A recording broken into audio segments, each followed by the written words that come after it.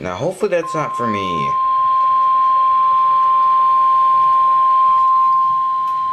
Came right after the flash flood warning.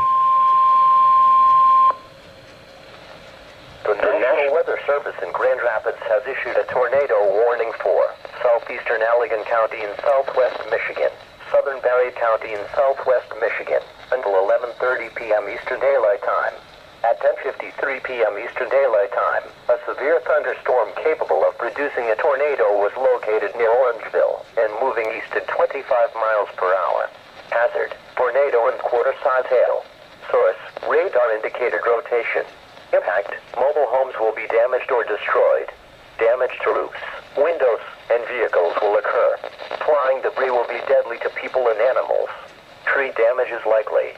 Locations impacted include Banfield, Hickory Corners, Lacey, Darling, Delton, Orangeville, Milo, Cloverdale, Cedar Creek, Prairieville, Crooked Lake, Duster, Hooper, Neely. This tornado warning replaces the severe thunderstorm warning that was in effect for the same area.